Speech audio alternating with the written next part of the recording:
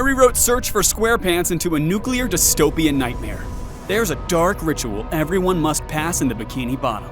If you don't do it, there's a living hell waiting for you. Worse than you can ever imagine. The beginning.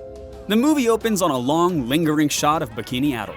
Then a siren pierces the tranquility and the light changes.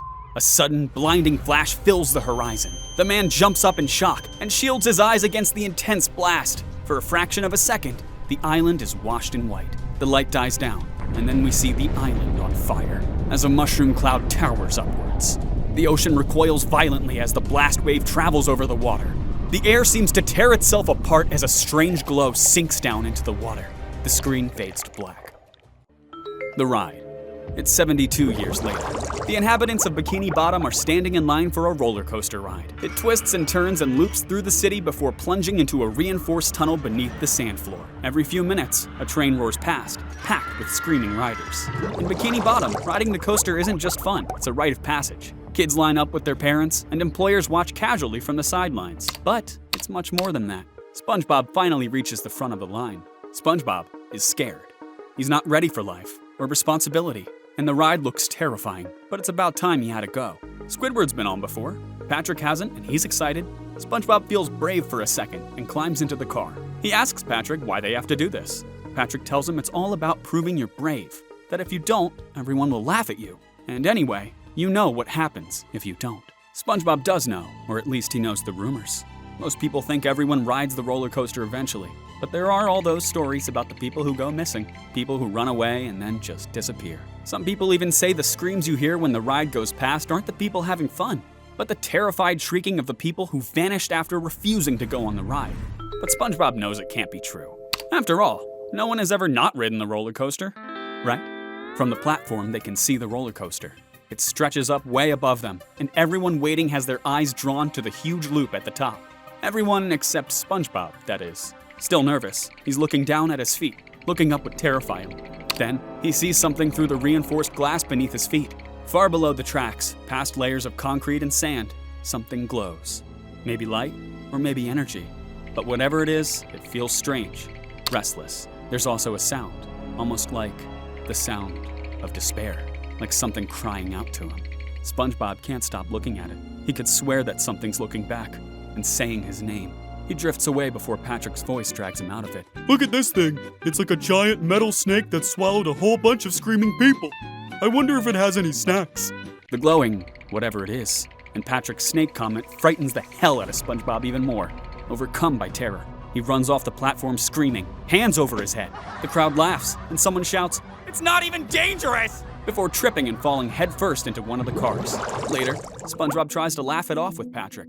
Patrick doesn't see the problem. So, you didn't go on the ride this time. So what? You'll do it next time. It was cool though. We went whoosh, and then they went upside down. I puked. It was awesome! But SpongeBob's not really laughing. In Bikini Bottom, not riding the coaster isn't just embarrassing. Riding it is treated like proof you can handle the city. Not riding marks you as someone who panics and hesitates. Someone who might disrupt the balance. That night, SpongeBob couldn't sleep. Something isn't right, and he can't stop thinking about it. He can't stop thinking about the glow, about that thing that seemed to be calling out to him. It knew his name. The tests. Still trying to sleep, SpongeBob hears the sound again, almost like a scratch or a cry, whispering, "SpongeBob!" He gets up and looks out his window toward the coaster. Something is glowing out there.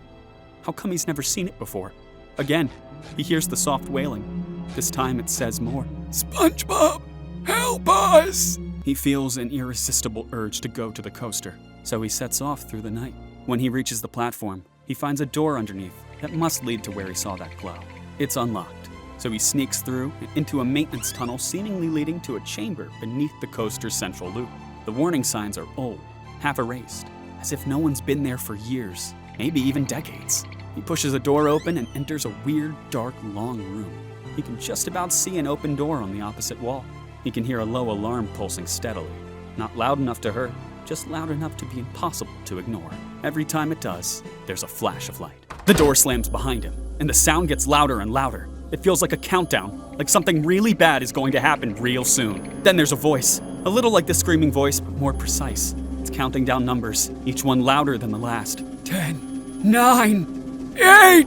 SpongeBob starts to feel that same terror as he had on the coaster platform. He knows he can't escape. 7, 6, 5! It's really bad now, and the door on the other side is beginning to close. 4, 3! SpongeBob makes a run for it. As he runs, he can see skeletons all around him. He has to get through that door or something terrible might happen. 2, 1! The door slams shut, and there's a flash of blinding light. Luckily for SpongeBob, he made it through. And all he can see of that light is what comes under the door. He's safe. For now. In the new room, there's a long metal gangway over an abyss. The floor of the gangway vibrates like machinery turning on and off, while the lights flicker out of sync. Every now and again, there's a massive blast of air from above. SpongeBob looks over the edge. Oh good, more skeletons, he thinks, wondering why he came out here. Then he remembers the voice. Okay, SpongeBob, time to be brave. He waits for the blast to pass and notices a slight sound just before it happens, almost like a siren. He starts to run over the gangway. He gets halfway over, then the siren sounds again. He drops flat to the floor. The blast is powerful, but he just about manages to hang on. The moment it stops, he runs again. This time, just making it through the next door before another blast rips through. SpongeBob starts to feel even more proud of himself. He made it, but what's next? This is the weirdest room yet. There's a strange green glow, like the one he saw above. But it's not static. It keeps moving, swooping around almost like it's alive. The room is weird too. Instead of stretching ahead of him, it goes out either side in a circle. It actually forms a donut shape around the main chamber. But he doesn't know that yet. At first, SpongeBob tries the door he just came through. It's locked. Well, there's only one way I can go, he thinks, and he heads for the other door. One of the green glows swoops past, but it's not just a glow. It has a face. It's Jack Kahuna Laguna who disappeared years ago. Another passes by. This one's Doodle Bob.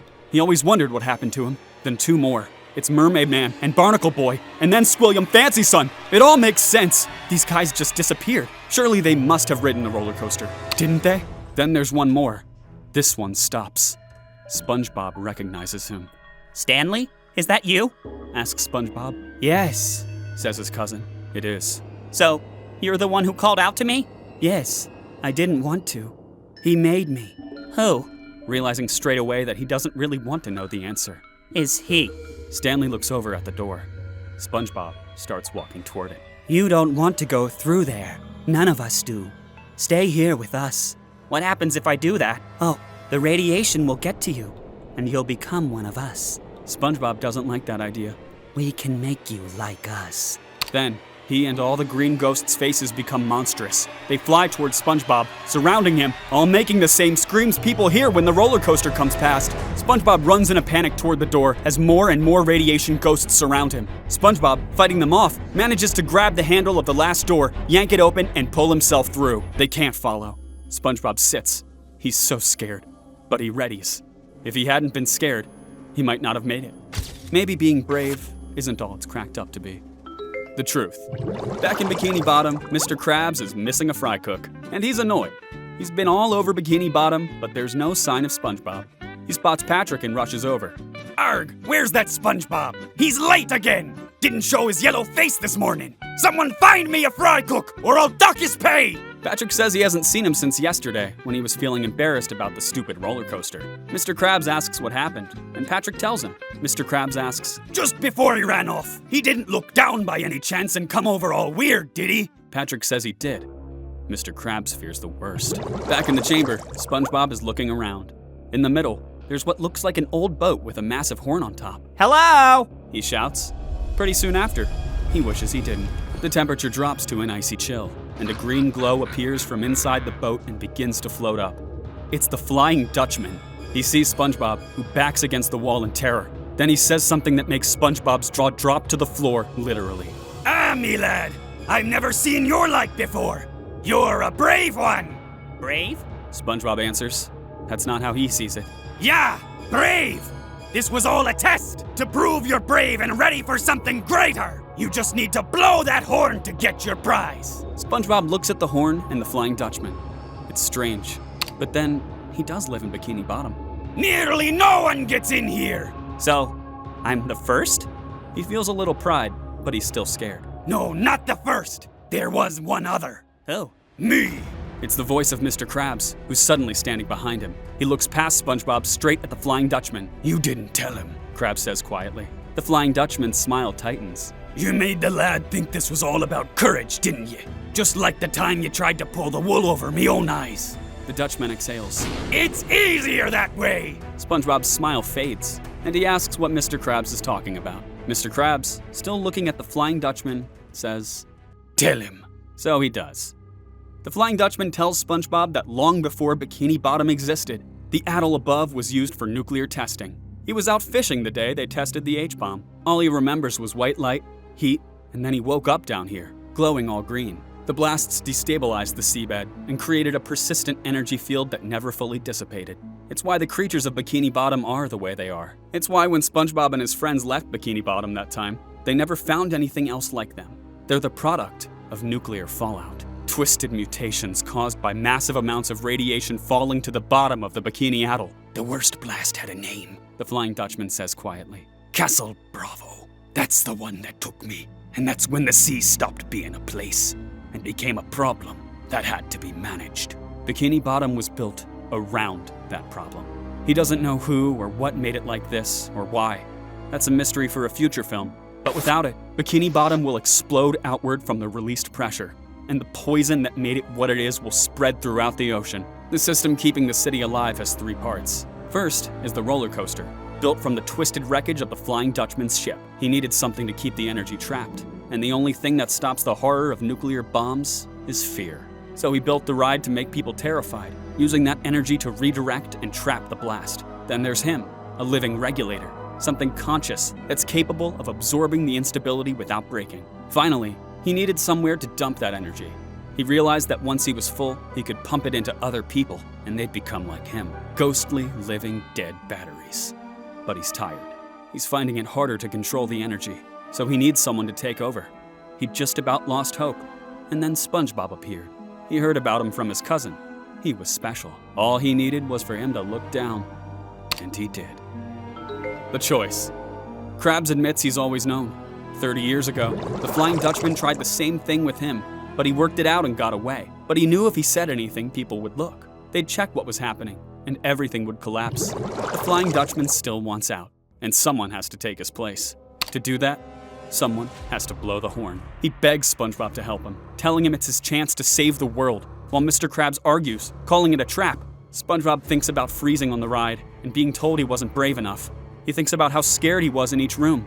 If this is what bravery means, he thinks, maybe there is a way to prove myself once and for all. He blows the horn and the system reconfigures.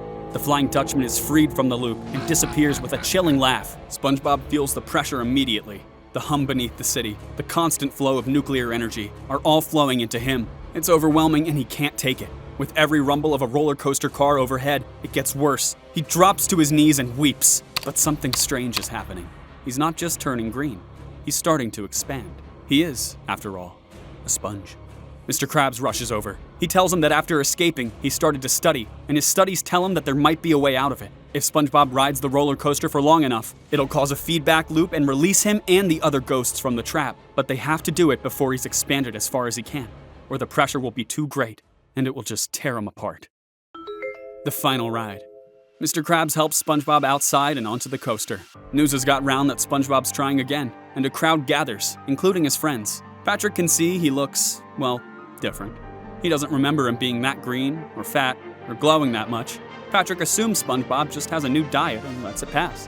Patrick climbs on board with Mr. Krabs, and the ride begins. The hum beneath the tracks deepens. The vibration spikes while below them. The containment field wobbles and then rebounds into SpongeBob. SpongeBob feels it surge back through the rails and rebound off him. And it's painful. SpongeBob can soak it up. Riders laugh at first, assuming his screaming is part of the ride. But after a while, they sense that something's off. They don't realize that the system is starting to collapse. But SpongeBob does. He's getting it all wrong. Surviving the rooms was just about using his fear, not repressing it. SpongeBob has a choice. He can fight the pressure by resisting, or he can allow himself to be terrified and use that energy to scoop every bit of the fear up. He lets go and allows the surge to pass through him fully, absorbing it instead of deflecting it. The vibrations even out and the ride stabilizes. Above him, the crowd cheers, never realizing how close they came to being destroyed. The energy from it keeps rushing into SpongeBob, and he keeps sucking it up. expanding outward until all of it is inside him. He's 100 times bigger than normal, and his square pants are on the verge of bursting. As the roller coaster rounds its last bend and rolls into the station, SpongeBob looks forward, straight into the camera, and says, "There can be only one." And the energy explodes out of him. Images of the nuclear blast flash all around in a green glow, of the Flying Dutchman, of all the people who were trapped. And then, suddenly it stops. There's nothing but silence. A now normal-sized SpongeBob is slumped over the front of the carriage. Oh my god, is he dead? Shouts Patrick as they run forward. They clamber into the carriage and pull him out. He's not dead, just weak, and back to his old yellow self. They lift him on their shoulders and walk away in triumph with their new brave hero. Behind them, ignored and crumpled in the roller coaster, is Mr. Krabs. He lofts himself up to let everyone know he's fine too, then collapses back down. The afterglow. Later that night, SpongeBob takes everyone into the chamber and explains everything. No one really understands it. They all leave, but one person stays behind. He's too curious for his own good. Squidward. He looks at the horn and laughs, but he can't resist it. We see him lean in, pucker up his lips, and then we hear him blow. Then we see a green glow and hear the maniacal laughter of the Flying Dutchman. This isn't a story about villains. It's a story about how bravery can be redefined, how societies built on toxic rules either collapse or adapt, and how the most dangerous thing you can do to scare the powers that be in Bikini Bottom or anywhere is stop smiling and look down.